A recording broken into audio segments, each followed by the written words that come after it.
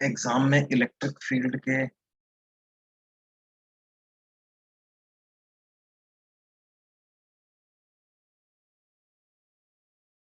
Field के भी questions आ गए थे क्या एग्जाम में तुम्हारे?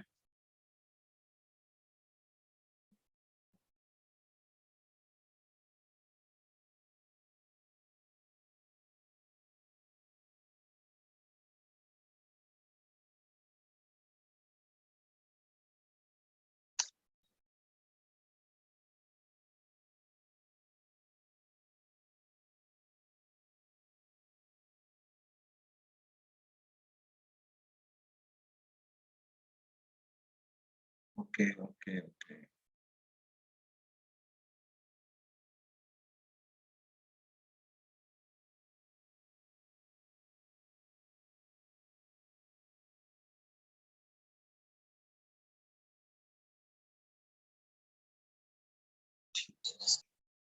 भी मैंने पेपर देखा भी नहीं है तुम्हारा आज। टेलीस्कोप्स वाले भी आए थे, वो तो सिर्फ मेंस में आएंगे। हाँ बिल्कुल बिल्कुल। बेटा वो मेंस के ही क्वेश्चंस होते हैं। ठीक है। अब वो नहीं आने चाहिए, कायदे से नहीं आने चाहिए। ठीक है।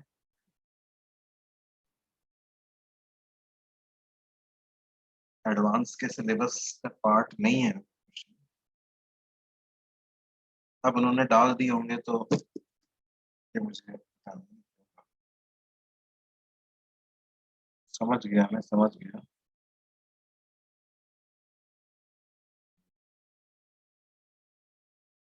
वैसे आने नहीं चाहिए। चलिए बच्चों, अब हम आगे का स्टार्ट करेंगे। और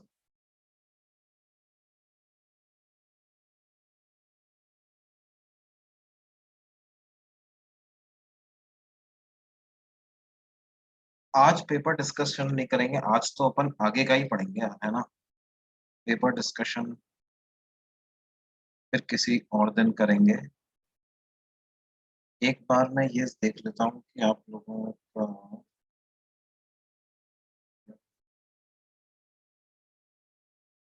कहाँ तक हुआ था। 10 तारीख को 10 तारीख को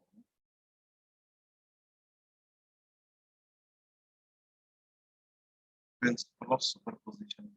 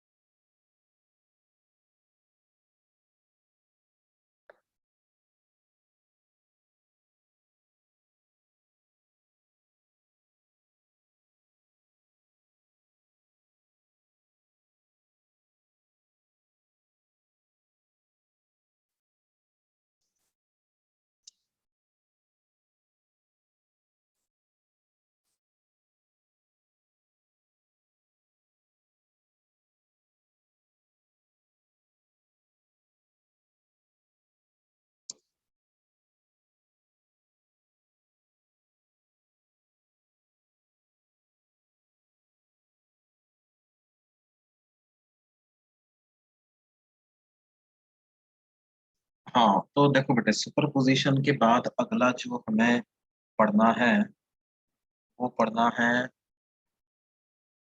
अब इलेक्ट्रिक फील्ड ही पढ़ना है। ठीक है। अब हमें बेसिकली पढ़ना है क्या, electric.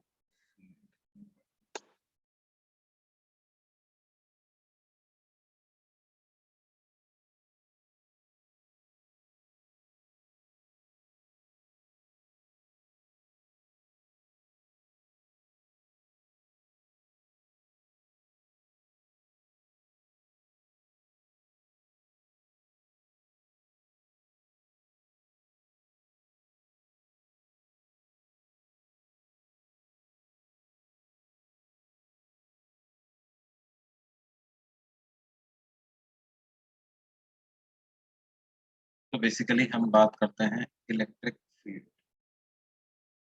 What is electric?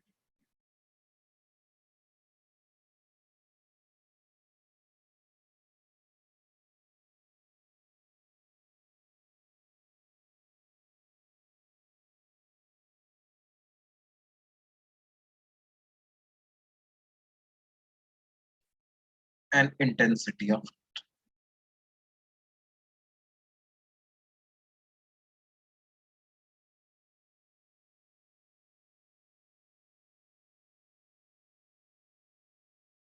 Basically but ये क्या होता है intensity of electric field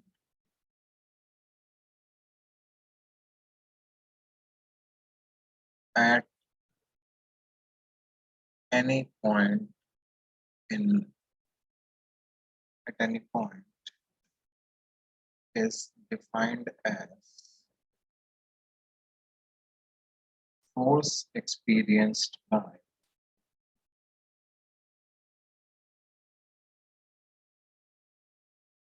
a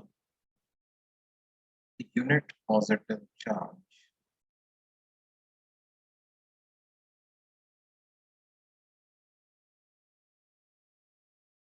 at that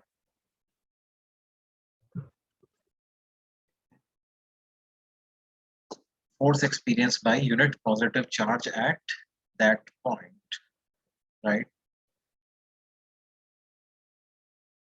मतलब जैसे कोई पॉइंट है यहाँ पर आपको इलेक्ट्रिक फील्ड की इंटेंसिटी पता करनी, तो आप क्या करो, एक +1 कूलम का चार्ज लेके आ जाओ यहाँ पे, उस पे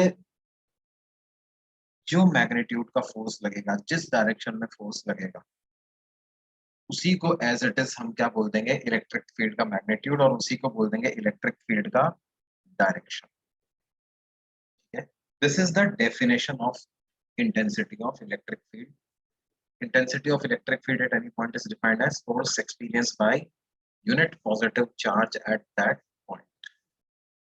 Now, mathematically, when I write this definition, it is not always possible to have that +1 coulomb charge, right?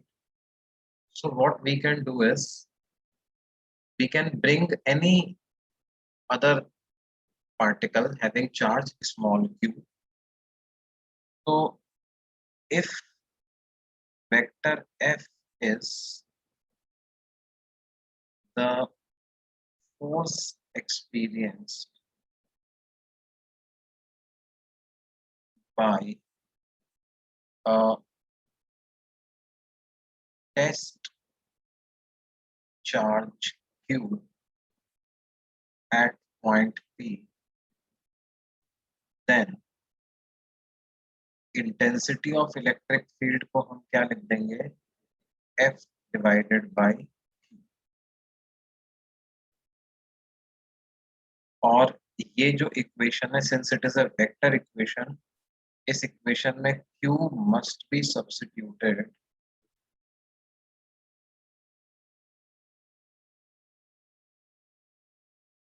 with sign. Q को साइन के साथ सब्स्टिट्यूट करना है ना।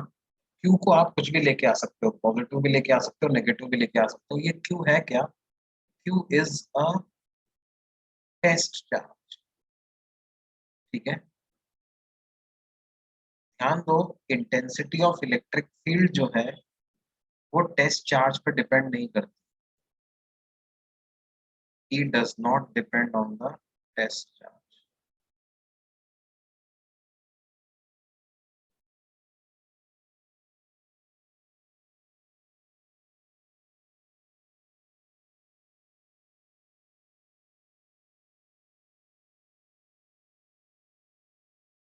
It depends only on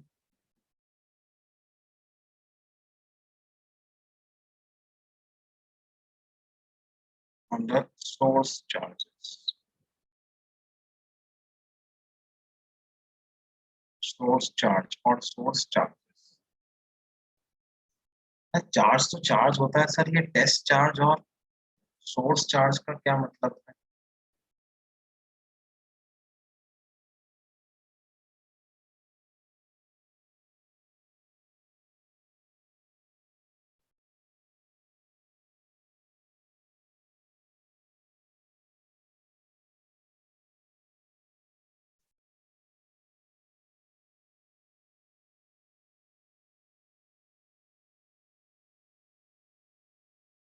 test charge और सोर्स चार्ज का मतलब क्या है? Test charge is the one which experiences force in electric, है ना? Test charge is the one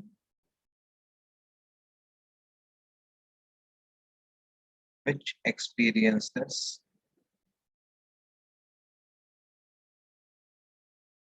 force in electric field, whereas source charges are those which produce electric.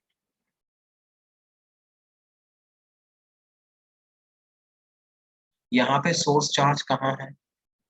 अभी हमें दिख नहीं रहे हैं। हो सकता है हमें जब एक्सपेरिमेंट करने जाए तब भी नजर ना आए सोर्स चार्जेस, लेकिन उनका फोर्स तो हम फील कर सकते हैं किसी टेस्ट चार्ज को लाकर।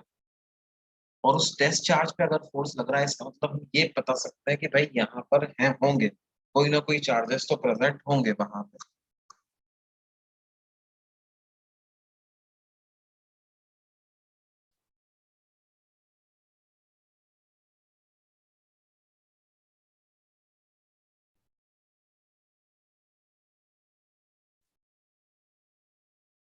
अच्छा, ये अपन देख भी सकते हैं कैसे? जैसे एक छोटा सा एग्जांपल लेते हैं अपन कि मान लो एक कैपिटल क्यू चार्ज है और हम पता लगाना चाहते हैं कि ये चार्ज किसी पॉइंट पी पर कितना intensity of electric field produce करता है। अब हम क्या करें, कोई चार्ज क्यू ले आते हैं, ठीक है? मान लेते हैं ये कैपिटल क्यू एक पॉजिटिव चार्ज, और आपने इंटेंसिटी ऑफ इलेक्ट्रिक फील्ड को चेक करने के लिए भी एक पॉजिटिव चार्ज ही लेकर आए, ठीक है? तो इंटेंसिटी की क्या परिभाषा होती है? उस टेस्ट चार्ज द्वारा experience force divided by the charge Q. तो ये जो कैपिटल क्यू है ये इस स्मॉल क्यू को रिपेल करेगा। कैपिटल क्यू जो है वो इस स्मॉल क्यू को रिपेल करेगा इस तरीके से। तो ये डायरेक्शन हुई किसकी? फोर्स। अब इस इक्वेशन में देखो, अगर ये Q पॉजिटिव चार्ज है तो इस फोर्स वेक्टर को जब मैं एक पॉजिटिव स्केलर से डिवाइड करूंगा तो जो ये इलेक्ट्रिक फील्ड वेक्टर है ये भी इसी डायरेक्शन में मिल जाएगा मुझे। यानी इलेक्ट्रिक फील्ड वेक्टर भी इसी डायरेक्शन में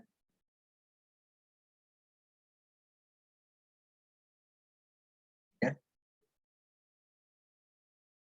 अच्छा, अगर मैं नेगेटिव चार्ज ले आता इलेक्ट्रिक फील्ड की स्ट्रेंथ को चेक करने के लिए तो क्या होता? ले आओ नेगेटिव चार्ज लाके देख। मान लो वही स्थिति है, क्या है?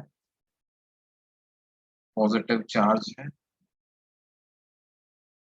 इसकी वजह से पॉइंट पी पर आपको इलेक्ट्रिक फील्ड की स्ट्रेंथ चेक करनी है। हमने कहा भाई हमारे पास तो नेगेटिव चार्ज ही अवेलेबल है, तो मैं नेगेटिव चार्ज लिया है। अब नेगेटिव चार्ज पे फोर्स किधर लगेगा? फोर्स इस पर अंदर की तरफ लगेगा, लगेगा कि नहीं? फोर्स इस पर लगेगा।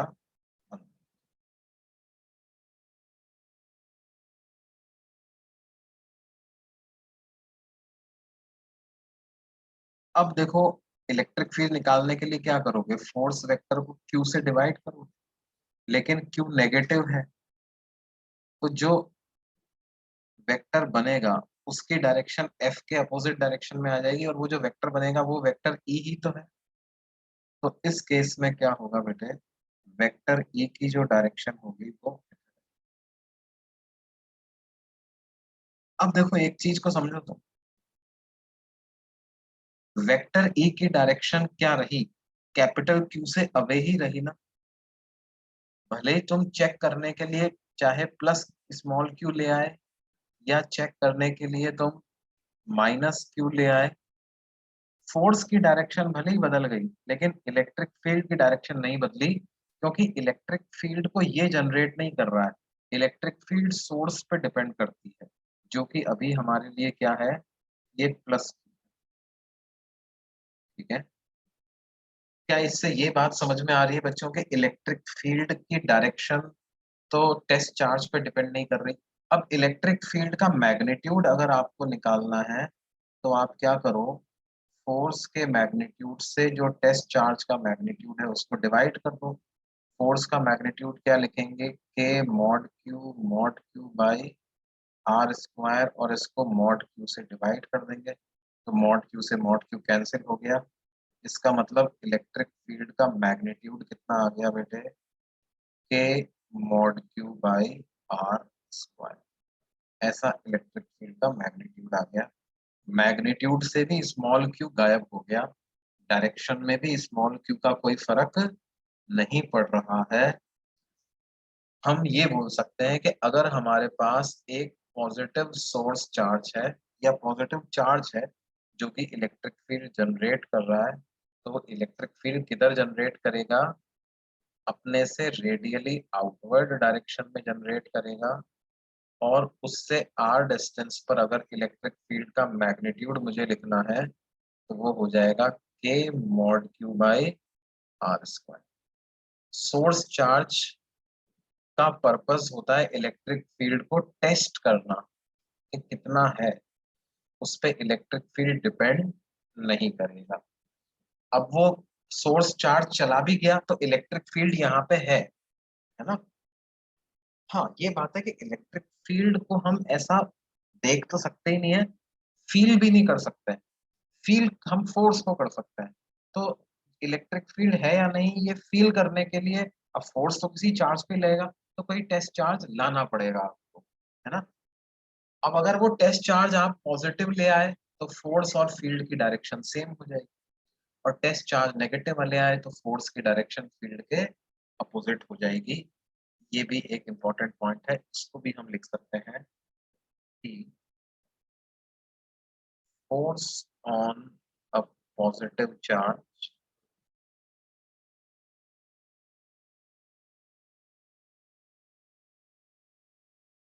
will be in the same direction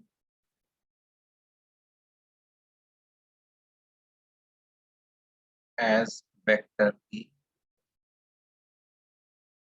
and force on a negative charge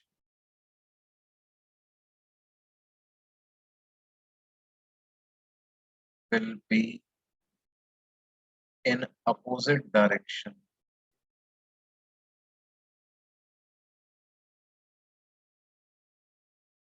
to that of vector।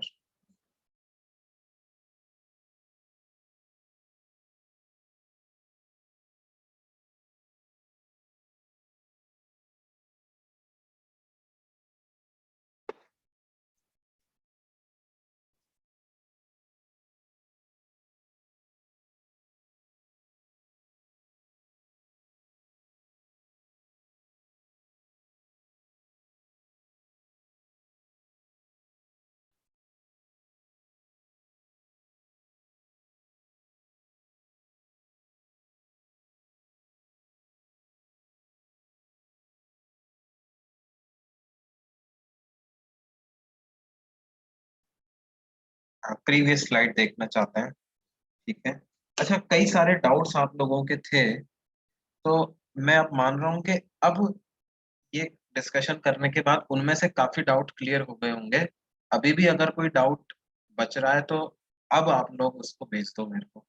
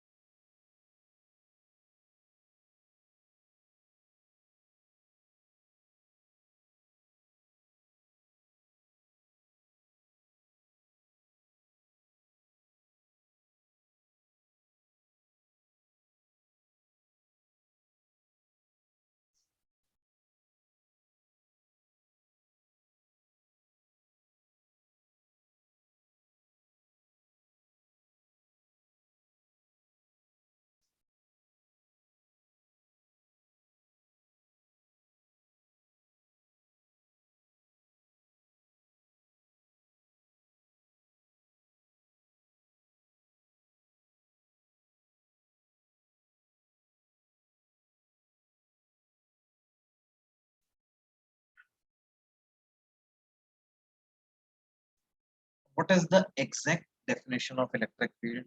Is electric field imaginary concept? हाँ, देखो क्या है, दो दो बातें हैं यहाँ पर, एक इलेक्ट्रिक फील्ड और दूसरा इंटेंसिटी ऑफ इलेक्ट्रिक फील्ड, है ना। तो इलेक्ट्रिक फील्ड बेसिकली वो रीजन हो गया जहां पर कोई भी चार्ज इलेक्ट्रोस्टैटिक फोर्स एक्सपीरियंस करेगा। Electric field is that region in which any charge when placed experiences electrostatic force। और इलेक्ट्रिक फील्ड इंटेंसिटी क्या होता है? It is force per unit positive charge.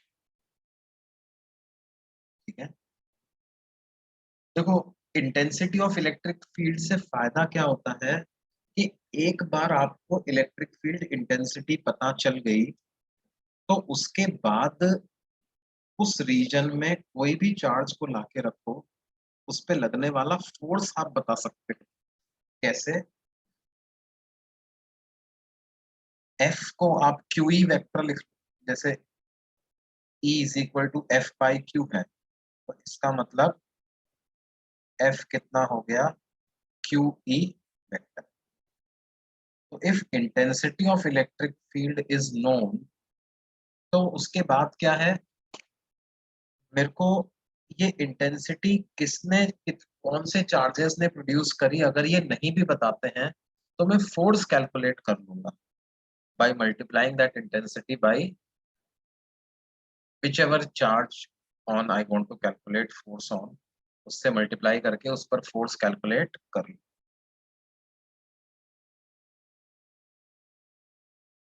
एक बच्चे ने पूछा सर क्या इलेक्ट्रिक फील्ड सिर्फ एक इमेजिनरी कॉन्सेप्ट है क्या? अ, नहीं, देखो ऐसा नहीं है। It is not an imaginary concept, मतलब सिर्फ ऐसा मत समझो कि यार बस एक यूनिट कूलम पे चार्ज फोर्स डिफाइन कर दिया। मतलब इमेजिनरी और रियल कॉन्सेप्ट से मतलब आप क्या समझते हो? अगर देखो इलेक्ट्रिक फील्ड का अपना भी अलग एग्जिस्टेंस है, फोर्स के अलावा भी इसका एग्जिस्टेंस होता है। वो डेफिनेशन है बेटे, why do we consider only positive unit charge?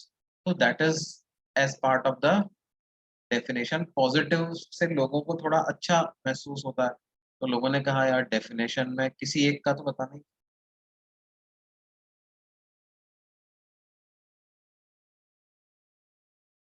Infinitely large size of electric field is infinitely large.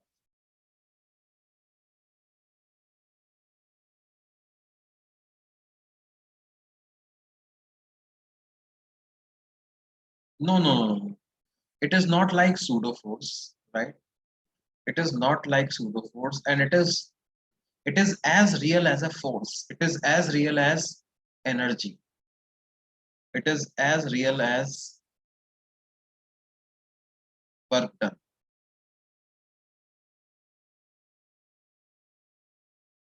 मतलब कि तुम ऐसे देखो कि लाइट का जो प्रोपगेशन होता है उसमें इलेक्ट्रिक फील्ड ही तो स्पेस में एक जगह से दूसरी जगह जाता है।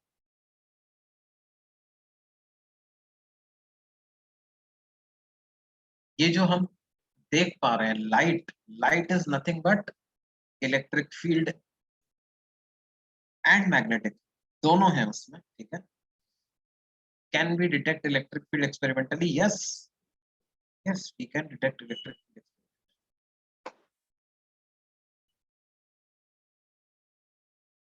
तो टेस्ट चार्ज का खुद का इंटेंसिटी ऑफ इलेक्ट्रिक फील्ड होगा ना? बिल्कुल होगा। टेस्ट चार्ज का भी इंटेंसिटी होगा। देखो बेसिकली टेस्ट और सोर्स जो है वो क्या है, एक तरीके से समझ सकते हो कि इस बात पे डिपेंड करता है कि हम फोर्स किस पे कैलकुलेट कर रहे हैं, है ना। जिस पे फोर्स कैलकुलेट कर रहे हो उसको हमेशा टेस्ट मानो, और उसके अलावा जितने भी है वो सब सोर्स हो। ठीक है, जिस भी चार्ज पे फोर्स कैलकुलेट कर रहे हो वो टेस्ट चार्ज होगा, और उसके अलावा जितने भी होंगे वो सोर्स चार्ज।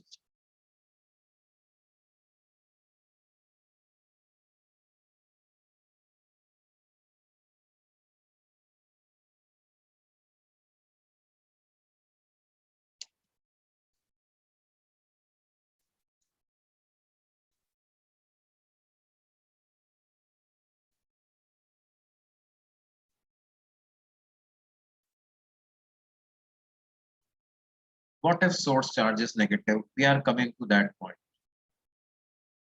अभी आते हैं, ठीक है, उस पॉइंट पर अभी हम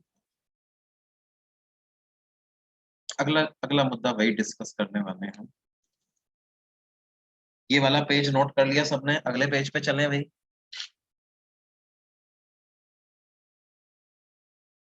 देखो, एक नेगेटिव सोर्स चार्ज हमने लिया, ठीक है, इसकी वजह से किसी पॉइंट पर हम intensity of electric field calculate करना चाहते हैं।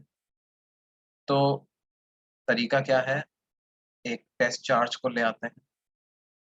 टेस्ट चार्ज को जैसा मैंने बताया, आप पॉजिटिव भी ला सकते हो या नेगेटिव टेस्ट चार्ज भी ला सकते थे। टेस्ट चार्ज को बदलोगे तो फोर्स की डायरेक्शन बदलेगी, इलेक्ट्रिक फील्ड की डायरेक्शन नहीं बदलेगी, क्योंकि इलेक्ट्रिक फील्ड तो सिर्फ सोर्स चार्ज पर डिपेंड कर रहा है, जो कि हमने दोनों ही सिचुएशन में सेम किया। इस वाली सिचुएशन में मैंने क्या किया, इलेक्ट्रिक फील्ड की डायरेक्शन या मैग्नीट्यूड को चेक करने के लिए एक पॉजिटिव टेस्ट चार्ज ले आया। अब इस पे फोर्स किधर लगेगा? इस पे फोर्स लगेगा अट्रैक्टिव नेचर, राइट? फोर्स ऐसा लगेगा। और इंटेंसिटी ऑफ इलेक्ट्रिक फील्ड क्या होता है? Force upon charge. अब क्योंकि ये चार्ज पॉजिटिव है, तो ई और एफ वेक्टर सेम डायरेक्शन में होने चाहिए, तो जब ई वेक्टर बनाया जाएगा तो वो ऐसा ही इस डायरेक्शन में ही निकलेगा, क्या? ई, ठीक है। अगर नेगेटिव चार्ज ले आता इस माइनस कैपिटल क्यू की इंटेंसिटी चेक करने के लिए, तो नेगेटिव नेगेटिव को रिपेल कर, तो फोर्स ऐसे लगता है।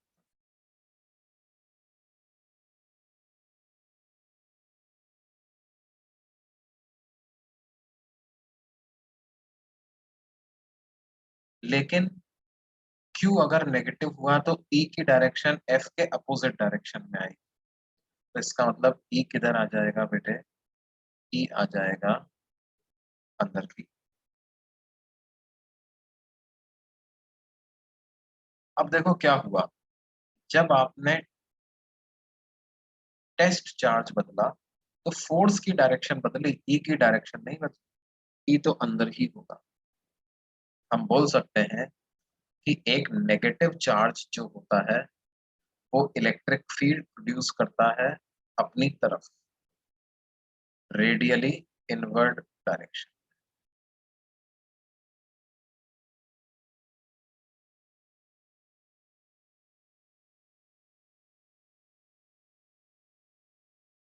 और जो पॉजिटिव चार्ज होता है वो इलेक्ट्रिक फील्ड प्रोड्यूस करता है रेडियली आउटवर्ड डायरेक्शन।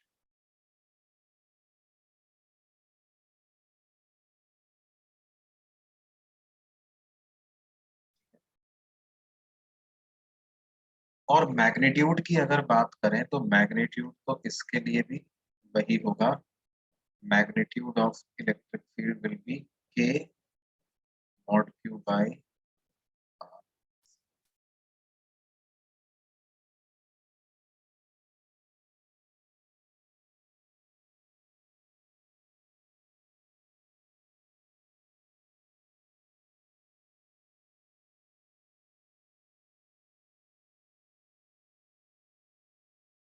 बेटे, अच्छा, हम एक कॉमन फॉर्मूला बना सकते हैं दोनों के लिए, जिससे कि क्या है, मैग्नीट्यूड और डायरेक्शन दोनों ही एक्सप्लेन हो जाएगी। अच्छा, मैं इस पॉइंट को लिख देता हूँ, क्या है, a positive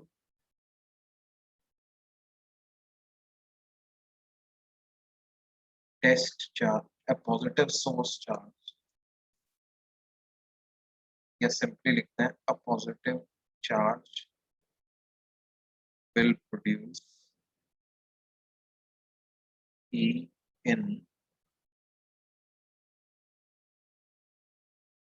radially outward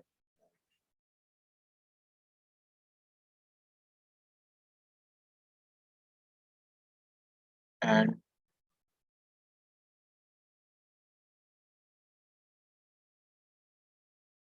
a negative charge will produce E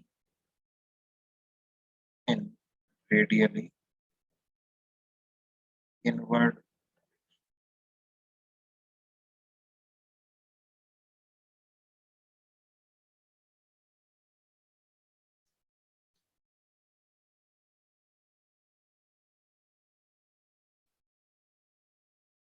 electric field positive होता है क्या? सुनो बात को, electric field is a vector quantity.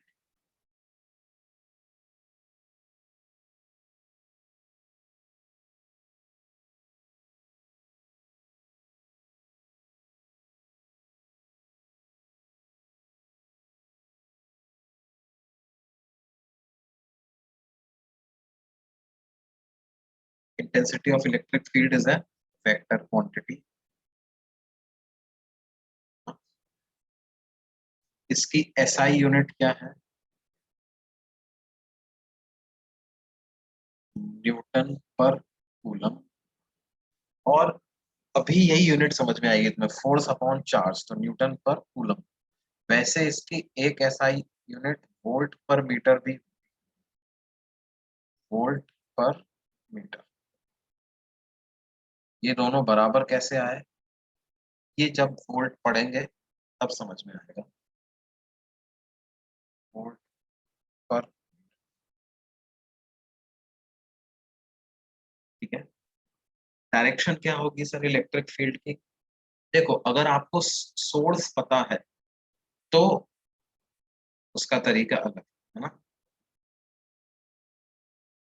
Direction of vector E will be radially away from positive source charge.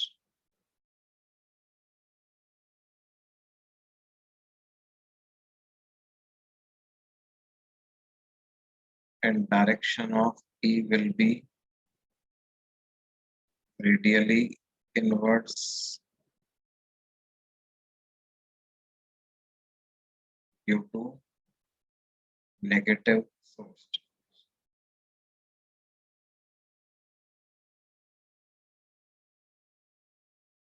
और अगर इसकी direction को टेस्ट चार्ज के टर्म्स में समझाना है तो फिर क्या होगा?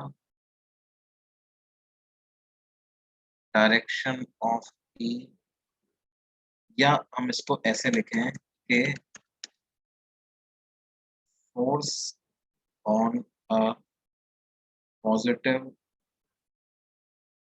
Test charge will be in same direction as vector E,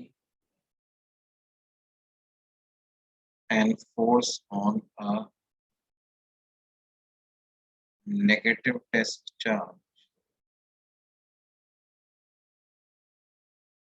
will be in opposite direction to vector। ठीक है। और वेक्टर का मैग्नीट्यूड तो पॉजिटिव ही होता है ना, किसी भी वेक्टर का मैग्नीट्यूड तो हमेशा पॉजिटिव भी होता है। वैसे कभी वेक्टर को ऐसे नहीं बोलते अपन कि ये पॉजिटिव है या नेगेटिव। ठीक है। हाँ, मैग्नीट्यूड की बात है तो वो हमेशा पॉजिटिव ही होता है।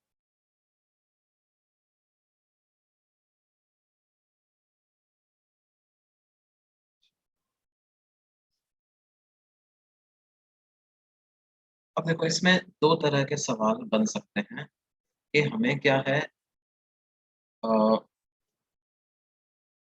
इलेक्ट्रिक फील्ड इंटेंसिटी के बारे में बता दिया जाए और फिर उससे फोर्स कैलकुलेट करवाया जाए, और फिर फोर्स की मदद से एक्सेलरेशन, एक्सेलरेशन की मदद से डिस्प्लेसमेंट, वर्क, एनर्जी सब कैलकुलेट करवा सकते हैं। ठीक है। जैसे देखो, मान लो हमसे कहा जाए कि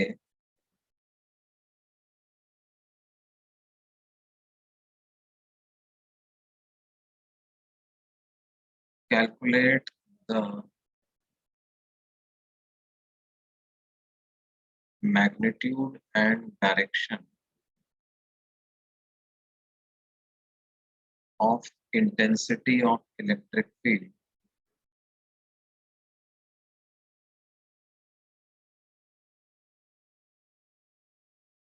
required to balance gravitational force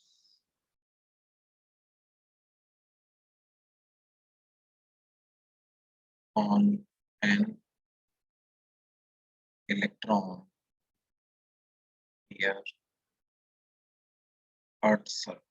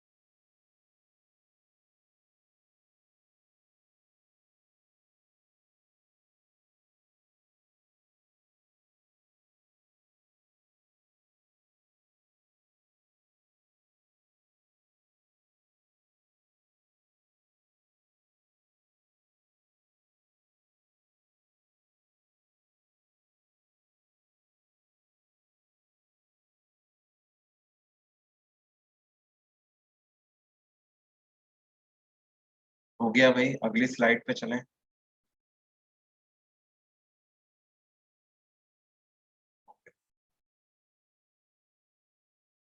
बाकी है किसी का?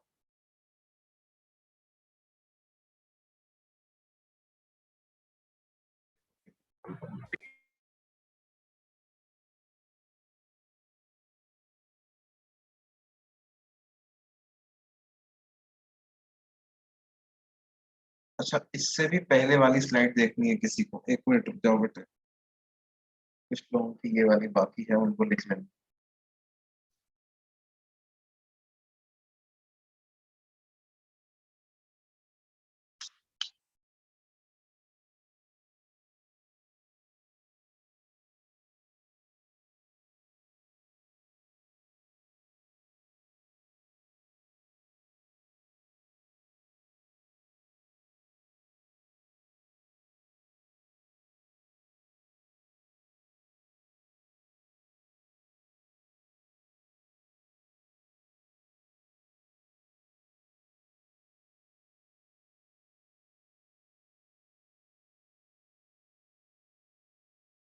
देखिए, ये क्वेश्चन है हमारे पास।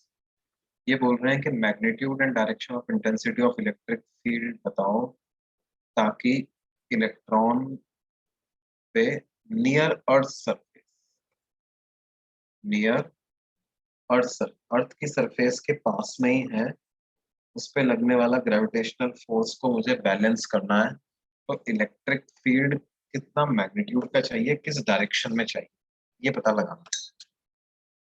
तो कैसे पता लगाएं भाई? देखो, ग्रेविटेशनल फोर्स तो इलेक्ट्रॉन पे डाउनवर्ड डायरेक्शन में ही लग रहा होगा, ठीक है? बिल्कुल सही बात है। हमें फोर्स की डायरेक्शन ऊपर चाहिए, इलेक्ट्रोस्टैटिक फोर्स हमें किधर चाहिए?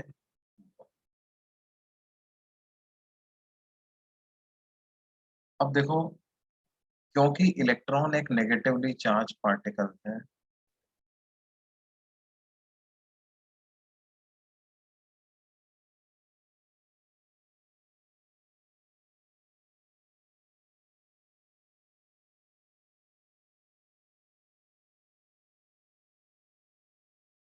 Direction of electric force on it will be opposite to vector, vector E के अपोजिट होना चाहिए, है ना। इसका मतलब क्या मैं बोल सकता हूँ, vector E must be in vertically downward direction.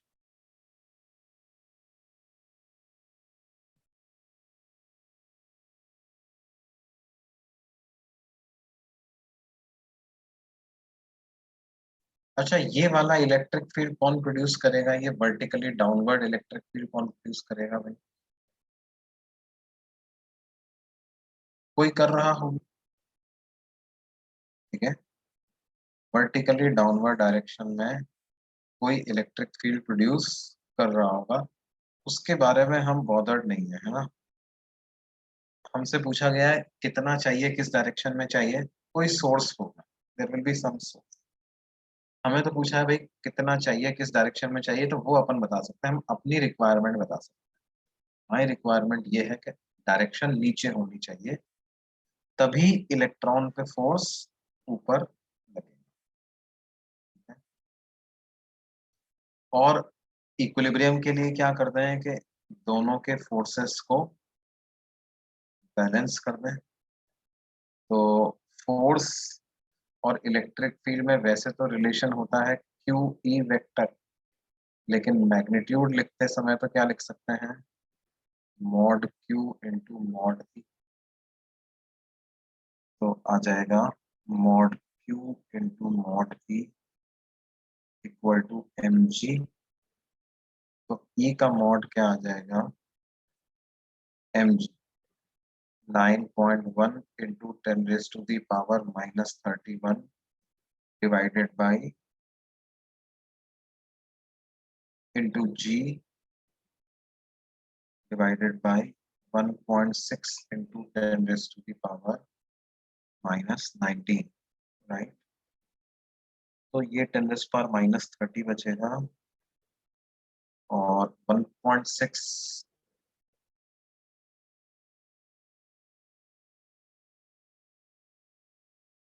5.6 into 10⁻⁻ कितना, -11 न्यूटन पर, ठीक है। इतना सा इंटेंसिटी इलेक्ट्रिक फील्ड की अगर हम अप्लाई कर पाए, तो वो इलेक्ट्रॉन के वेट को बैलेंस कर देगा।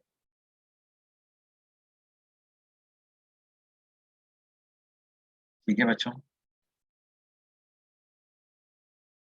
और देखो,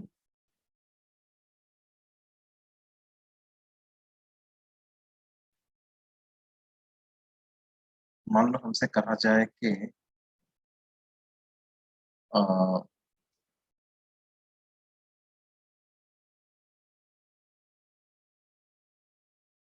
there exist a uniform electric field of magnitude E naught in vertically downward direction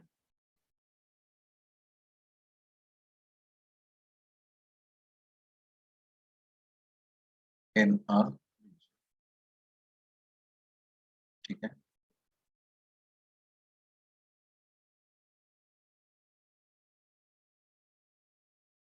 And there is a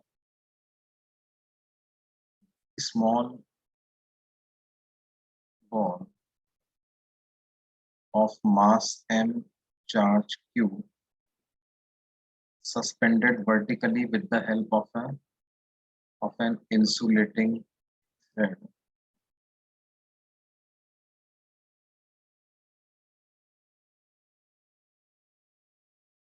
of length L.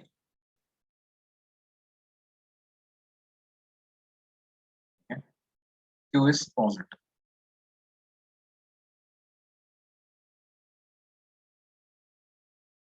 तो हमें पता करना है find the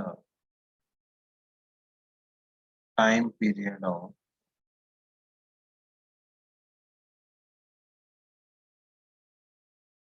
small oscillations of the sphere. Find the time period of small oscillations of the sphere.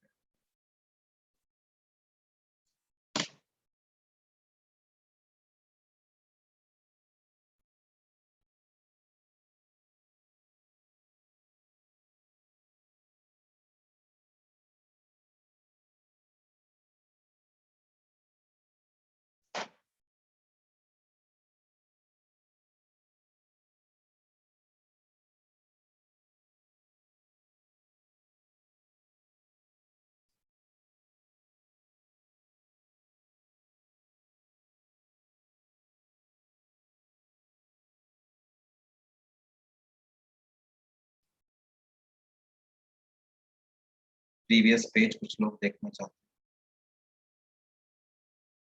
Yes, we have to consider gravity also.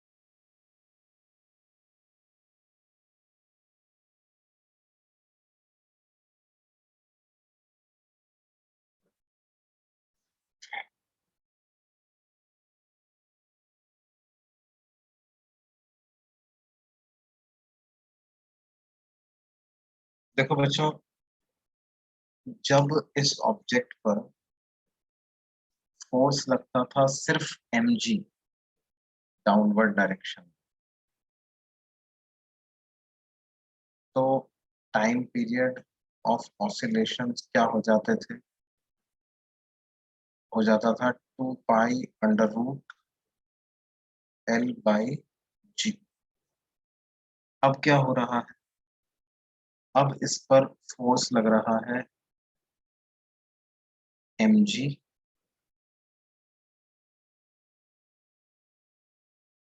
और q, दोनों downward direction. तो हम क्या करें, देखो इस पूरी इक्वेशन से m कॉमन ले लो, तो आ जाएगा g plus Q E naught by M ना. इसको थोड़ी देर के लिए एम जी डैश नाम. तो क्या अब टाइम पीरियड को मैं इस सिचुएशन से कंपेयर करके ऐसा लिख सकता हूँ 2 pi under root L by G dash, और जी डैश की क्या वैल्यू हो जाएगी भैया? ये हो जाएगी G plus Q E naught by M. ये टाइम पीरियड. बोलो भाई, बात समझ में आ गई?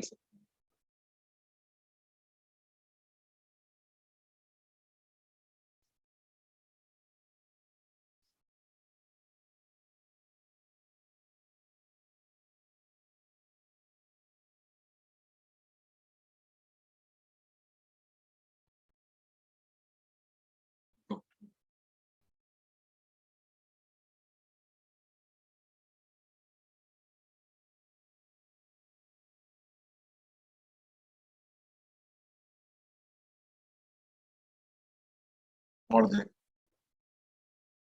अगले पेज पे चले हैं भाई।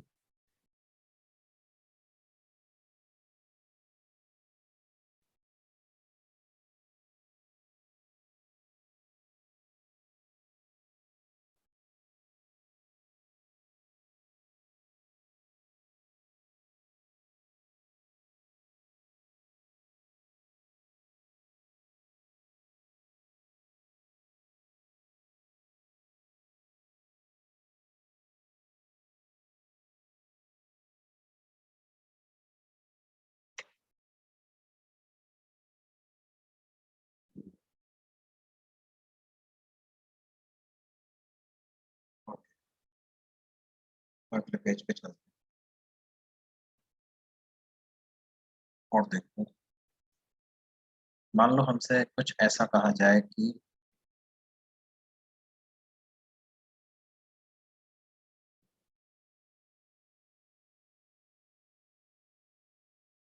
a particle having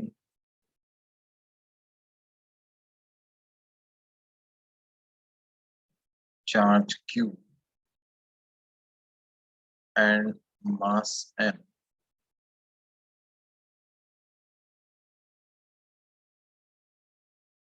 is released from rest from x is equal to d.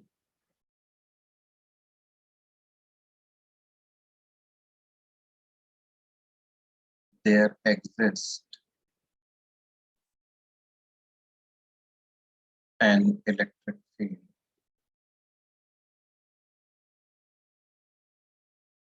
of intensity E naught x by d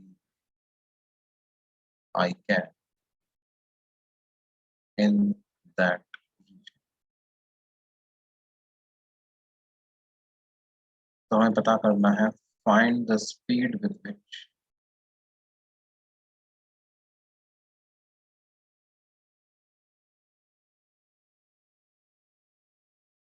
the particle crosses the position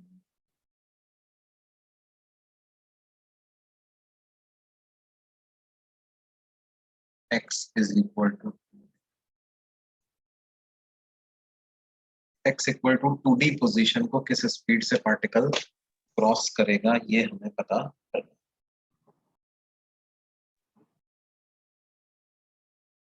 देखो इन ऑल दीज क्वेश्चंस हमें टेस्ट चार्ज के बारे में जानकारी दी हुई है पूरी तरह से और इंटेंसिटी ऑफ इलेक्ट्रिक फील्ड दिया हुआ है। सोर्स क्या है, वी आर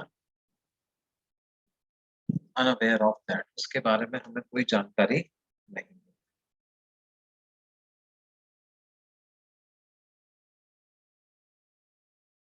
और हम जानने में इंटरेस्टेड भी नहीं है। मैं तो फोर्स पता लगाना है, फोर्स तो टेस्ट चार्ज चाहिए, इलेक्ट्रिक फील्ड चाहिए, फोर्स आ जाता है। अच्छा, आप में से कुछ लोगों के मन में डाउट है, सर अभी तो अपन ने पढ़ा था इलेक्ट्रिक फील्ड आर स्क्वायर के इनवर्सली प्रोपोर्शनल होता है, यहाँ पे तो एक्स के डायरेक्टली प्रोपोर्शनल आ रहा है। भाई जो हमने आर स्क्वायर के इनवर्सली प्रोपोर्शनल पढ़ा था वो एक पॉइंट चार्ज की वजह से पढ़ा था, है ना। कोई अलग अलग तरह के चार्ज डिस्ट्रीब्यूशन पॉसिबल है। हो सकता है कोई ऐसा हो जो कि यूनिफॉर्म इलेक्ट्रिक फील्ड प्रोड्यूस कर रहा है, कोई ऐसा हो जो कि जैसा इस क्वेश्चन में दिया हुआ है एक्स के प्रोपोर्शनल इलेक्ट्रिक फील्ड प्रोड्यूस कर रहा है, राइट। बात यह है कि when electric field is provided to us और टेस्ट चार्ज के बारे में जानकारी दे दी तो उस पर फोर्स पता लगाने के लिए फिर मुझे सोर्स चार्ज के बारे में चिंता करने की जरूरत नहीं। तो इसका आंसर क्या आएगा, कुछ लोगों ने निकाला है।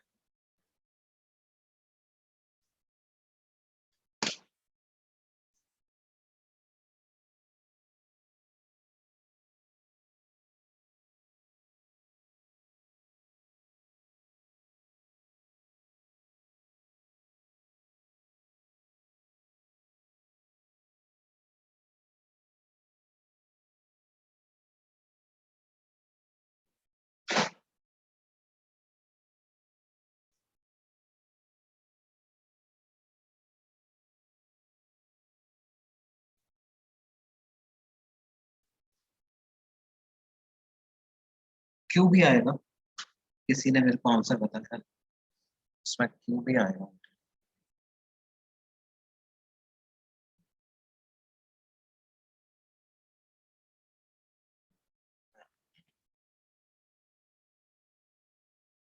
देखो भाई, दो तरीके से इसको कर सकते थे। एक तो देखो, इलेक्ट्रिक फील्ड वेरिएबल है तो फोर्स भी वेरिएबल होगा, है ना। फोर्स को हम लिखते हैं क्यू ई वेक्टर, तो वो हो जाएगा Q E naught X by D I. Particle X equal to D पे है, वहां पे उसकी वेलोसिटी 0 थी। फोर्स इलेक्ट्रिक फील्ड की वजह से उस पे एक्स डायरेक्शन में लगेगा, तो उसके पास कुछ एक्सेलरेशन आ जाएगा। लेकिन क्योंकि फोर्स वेरिएबल लग रहा है, पोजीशन के साथ बदलता जा रहा है, तो एक्सेलरेशन भी बदलता जाएगा। एक्सेलरेशन हो जाएगा एफ बाई एम, यानी Q E naught X by M I cap, ऐसा एक्सेलरेशन हो जाएगा। वन डायमेंशनल मोशन है ना। एक्सेलरेशन को हम, क्योंकि एक्स के फॉर्म में दिया हुआ है, तो एक्सेलरेशन को V D V by D X लिखना पड़ेगा, because in terms of X.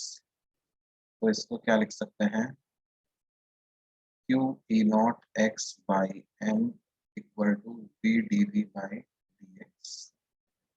तो क्या आ जाएगा,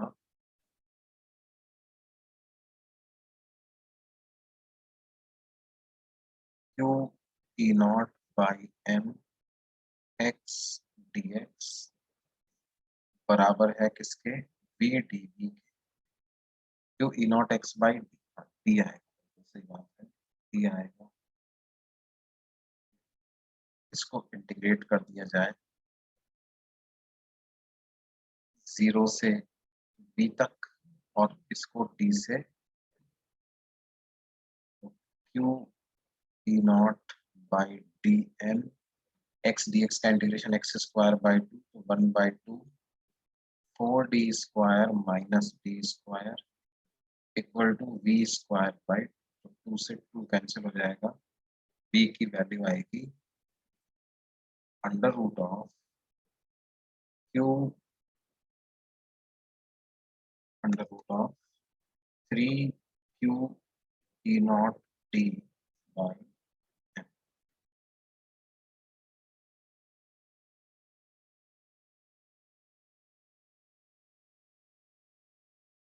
डी डेनोमिनेटर में लिख दिया ना मैंने, लिख दिया, अब लिख दिया, ये डी आ गया डेनोमिनेटर में।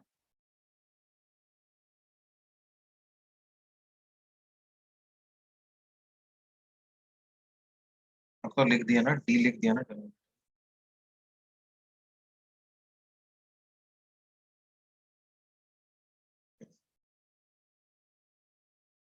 या हम इसको, इक्वेशन सेम ही बनेंगे, कोई फर्क नहीं है मेरी नजर में, दोनों सेम ही मेथड है।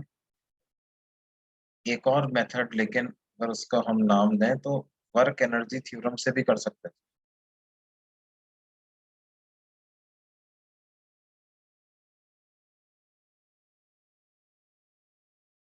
Work done by all forces equal to change in kinetic energy. तो वर्क डन होगा integral F D X equal to half M B square minus 0। Force को क्या लिख देंगे, क्यू ई, तो Q E naught X by D, Q ई।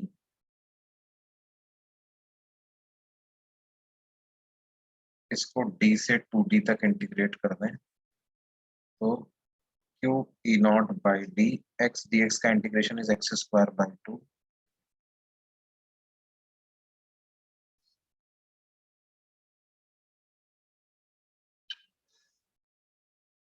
नहीं नहीं नहीं, ये डेनोमिनेटर में एक डी आएगा ना, उससे कैंसिल।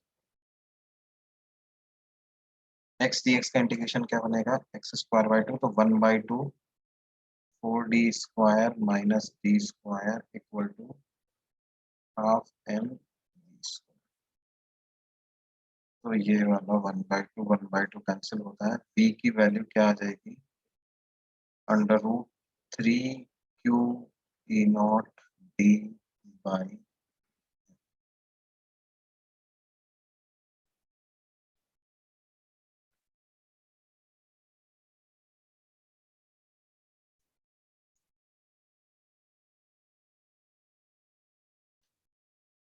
ये बात समझ में आती है बच्चों?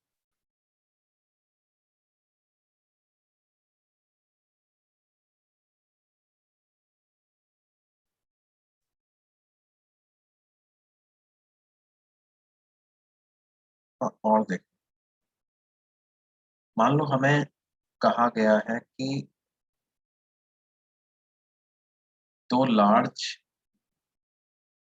प्लेट्स हैं और इनकी लेंथ है एल, ठीक है, और इनके बीच में एक यूनिफॉर्म इलेक्ट्रिक फील्ड एग्जिस्ट करता है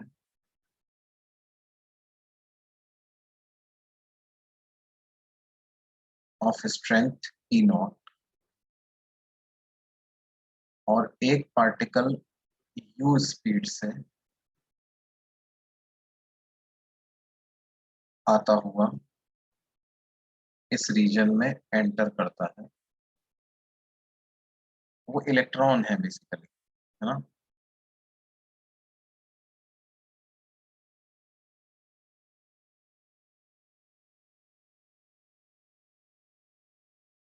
तो अब उसका पाथ कैसा होगा, वो इस तरह से बेंड होगा, राइट, ऐसे bend.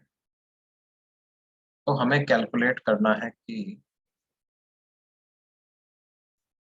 Find the deflection in the path of electron.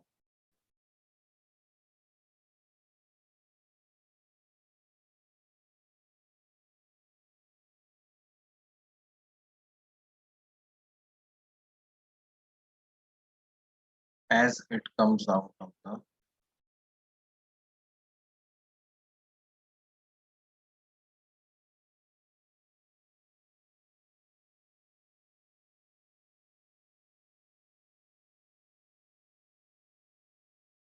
as it comes out of the region of electric, मतलब हमें ये वाला एंगल पता, इनिशियल वेलोसिटी के साथ जो इसकी फाइनल वेलोसिटी है वो कितना एंगल बना रही होगी, है ना?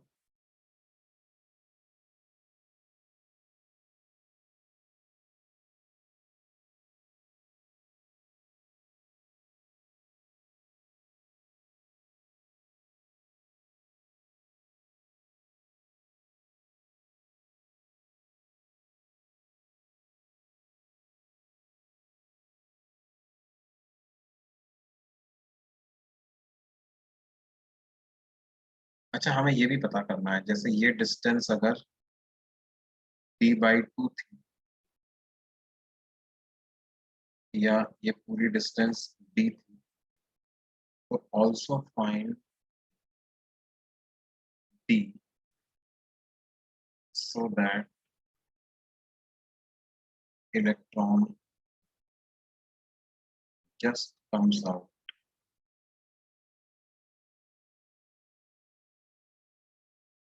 of the region of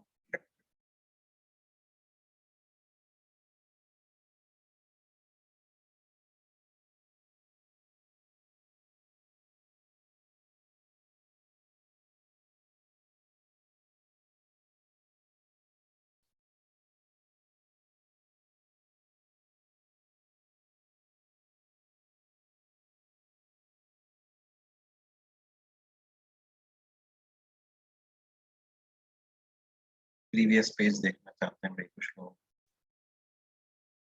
ये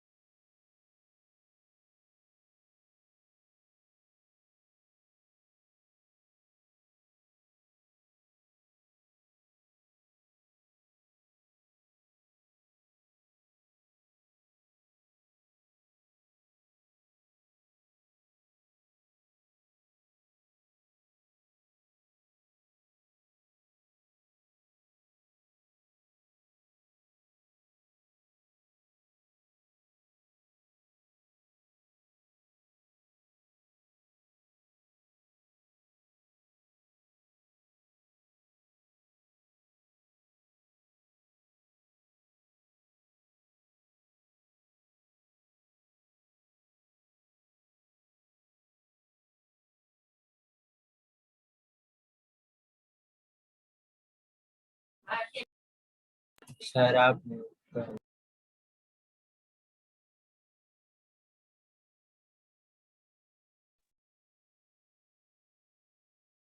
हाँ बच्चों, देखो क्या है, इलेक्ट्रॉन है तो फोर्स तो उस पर ऊपर लगेगा बेटे, है ना। Velocity in x direction will remain constant.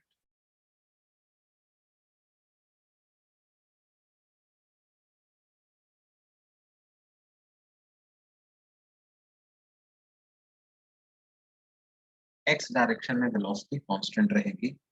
तो यहां से वहां तक जब वो गया तो एक्स डायरेक्शन का डिस्प्लेसमेंट तो एल ही हुआ, राइट। और वेलोसिटी यू थी, तो जो टाइम लगा होगा उसको वो एल बाई यू लगा, राइट। अब इतने टाइम में वाई डायरेक्शन में कितनी वेलोसिटी उसने एक्वायर कर ली है ये पता चल जाए तो वो एंगल भी पता चल जाएगा। तो V Y equal to U Y plus A Y into T ऐसा कर सकते हैं।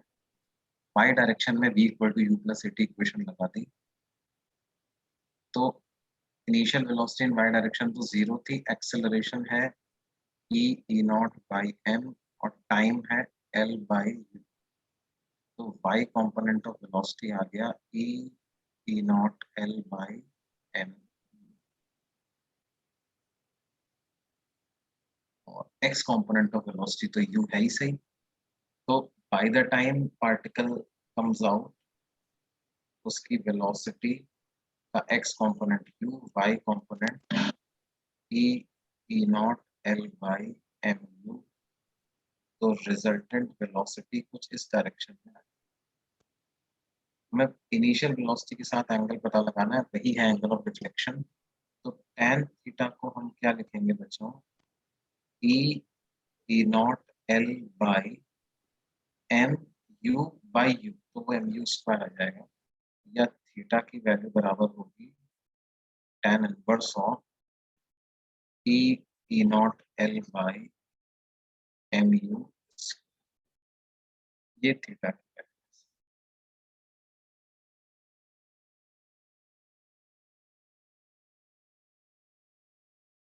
ये बात समझ में आती है।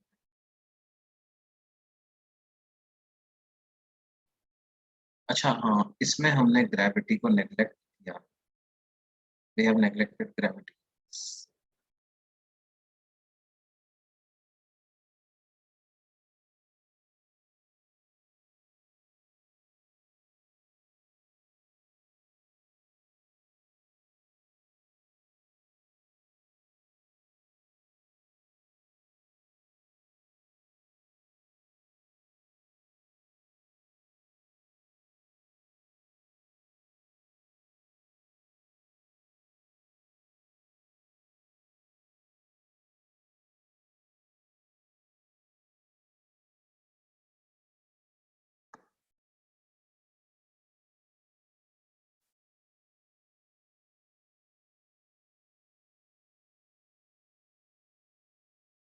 बात समझ में आई बच्चों। अब इसमें पूछ रहे हैं कि जस्ट निकल रहा है, इसका मतलब इतने टाइम में इसका वाई डायरेक्शन का डिस्प्लेसमेंट जो है वो डी बाई टू हो जाना चाहिए। ये भी तो एक बात है। तो S Y equal to U T plus half T square, Y direction की इनिशियल वेलोसिटी तो जीरो थी, तो half A Y into T square. तो एस वाई को लिख सकते हैं D by two equal to half E E by M into T square. Time कितना लगेगा एल बाई यू, तो आ जाएगा एल स्क्वायर बाई। तो बेसिकली डी की वैल्यू कितनी आ जानी चाहिए, टू से टू कैंसिल हो गया, E E L square by M U square, ऐसी डी की वैल्यू।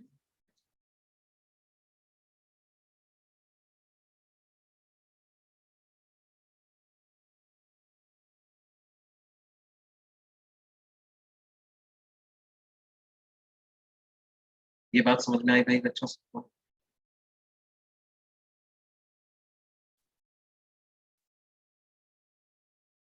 ओके। अब हम अगले पेज पे चल रहे हैं। हाँ, क्वेश्चन में दिया होगा वैसे कि जी को नेग्लेक्ट करना है, ऑलरेडी दिया मुझे।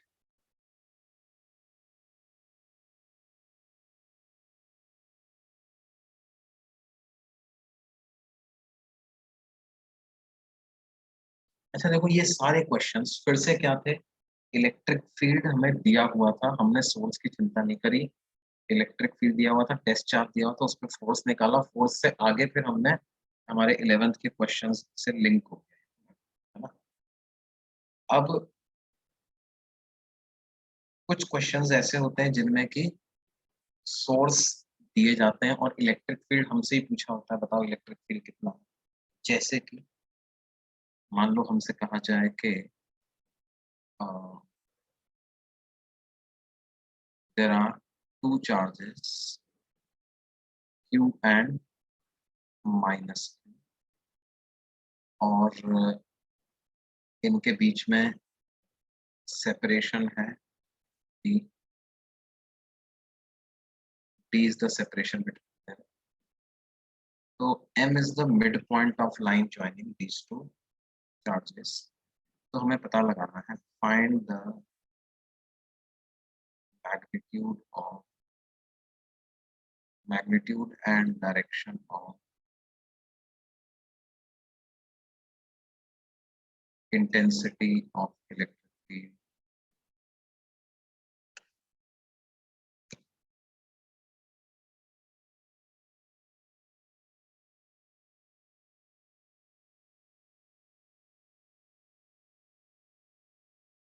at point M.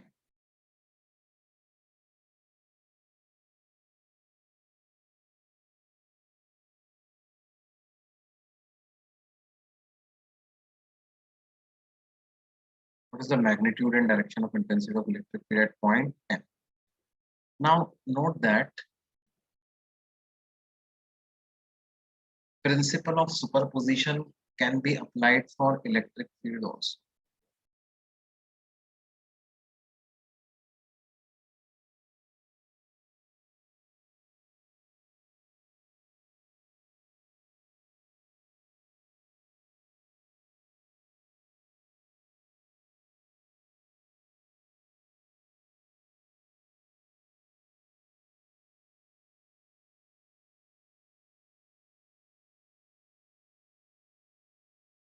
मतलब जैसे ये M पॉइंट है, तो ये दोनों चार्जेस अपना अपना इलेक्ट्रिक फील्ड M पॉइंट पर प्रोड्यूस करेंगे और resultant will be addition of field due to these. तो जैसे ये Q है, तो ये पॉजिटिव है, ये अपने से अवे प्रोड्यूस करेगा। माइनस Q नेगेटिव है, ये अपनी तरफ प्रोड्यूस करेगा। तो अल्टीमेटली डायरेक्शन सेम ही आ जाएगी दोनों की,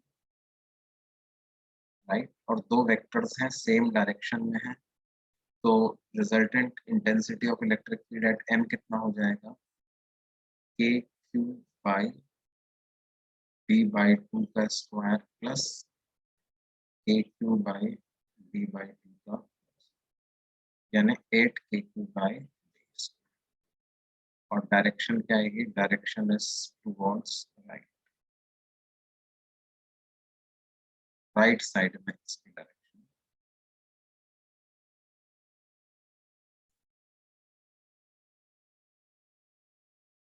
ये बात समझ में आती है?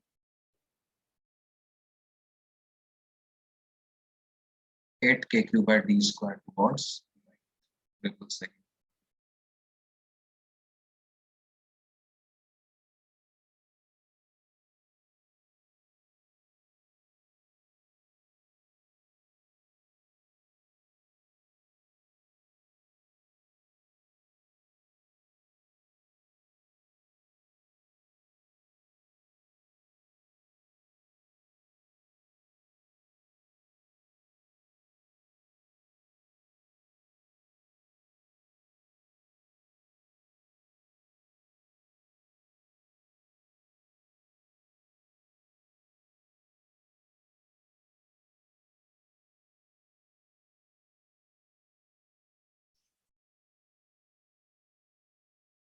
डायरेक्शन एक बार फिर से समझ लो बेटे। डायरेक्शन के बारे में अपन ने कहा था कि positive charge radially outward direction में इलेक्ट्रिक फील्ड प्रोड्यूस करता है, मतलब उससे अवे, किसी भी डायरेक्शन में होगा तो अवे।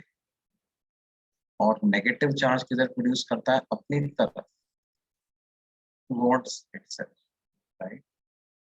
तो जैसे एम पॉइंट पर जब मैंने देखा तो दिस इज, मैं मान रहा हूँ क्यू इज पॉजिटिव, तो minus Q will become negative. तो this positive charge will produce E away from itself, है ना। ये हर जगह अवे प्रोड्यूस करता है, तो यहाँ पर एम पॉइंट पर भी अवे प्रोड्यूस करेगा, अपने से अवे, राइट। और ये माइनस क्यू नेगेटिव चार्ज अपनी तरफ प्रोड्यूस करता है, तो इसकी वजह से भी राइट में आएगा। दोनों की वजह से इंडिपेंडेंटली कैलकुलेट करेंगे तो वो राइट में आएगा। तो हमें क्या करना है, उसको लिखना है और वेक्टरली ऐड करना है। यहाँ पे तो डायरेक्शन सेम ही आ रही है, तो vector addition becomes scalar addition.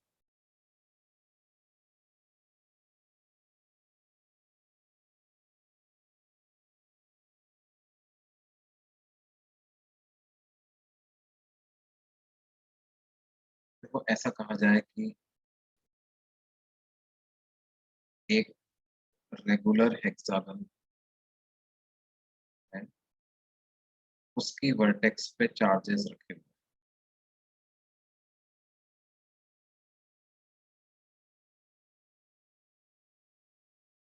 This is a regular hexagon of side length A. तो हमें पता लगाना है कि रिजल्टेंट इलेक्ट्रिक फील्ड कितना at the centre of the hex.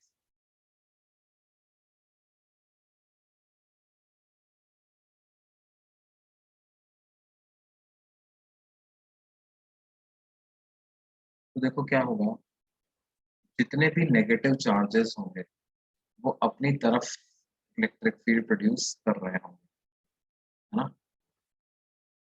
Negative वाले सारे अपनी तरफ, तो ये नेगेटिव अपनी तरफ, ये नेगेटिव वाला,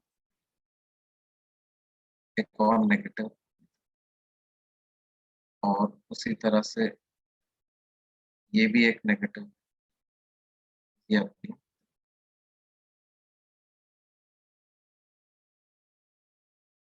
और पॉजिटिव वाले अपने से अवे प्रोड्यूस कर रहे होंगे, तो ये वाला पॉजिटिव है, ये अपने से, राइट। ये पॉजिटिव है, ये अपने से,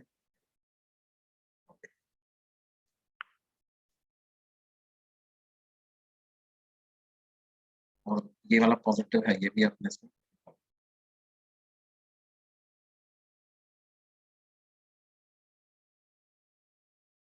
तो क्या रिजल्टेंट इंटेंसिटी आएगी भाई यहाँ? क्या हम बोल सकते हैं? ई विल बी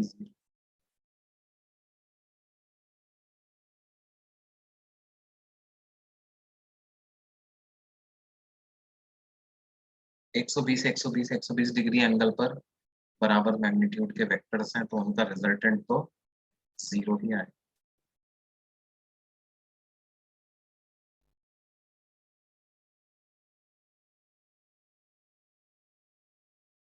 तो ठीक है बच्चों, बाकी फिर अपन अगली क्लास में इसको कंटिन्यू करेंगे, है ना।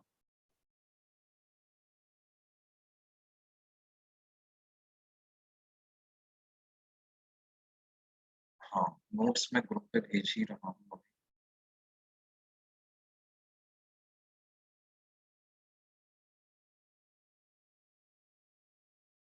अच्छा, ठीक है।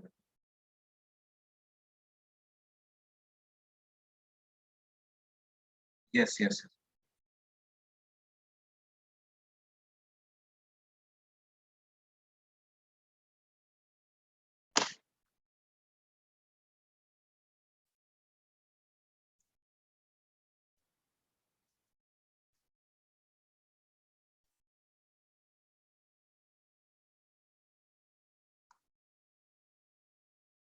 इनफाइनाइट। एक बच्चा पूछ रहा है मेटल का डाइलेक्ट्रिक कांस्टेंट कितना होता है, तो इट इज इनफाइनाइट। क्यों होता है ये आगे पता चलेगा।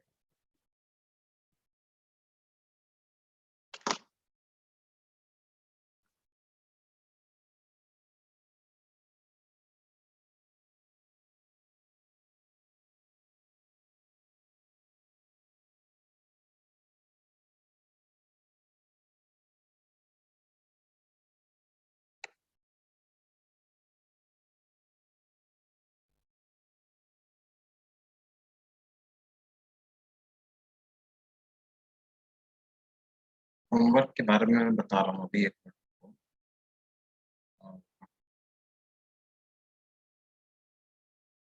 देखो, सेक्शन ए तो कंप्लीट कर ही सकते हो, पार्ट 1 पार्ट 2 का। और जो सेक्शन बी है उसमें आप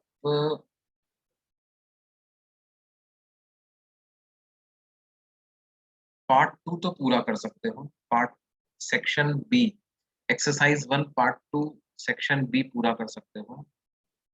और एक्सरसाइज 1 पार्ट 1 का जो सेक्शन बी है उसमें आप B7 तक कर सकते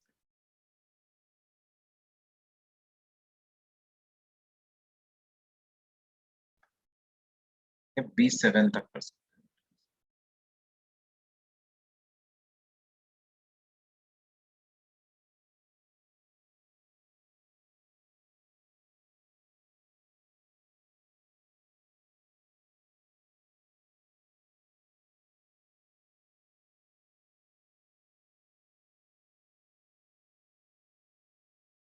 ओके बच्चों, तो फिर अपन अगली क्लास में मिलते हैं, है ना? मीटिंग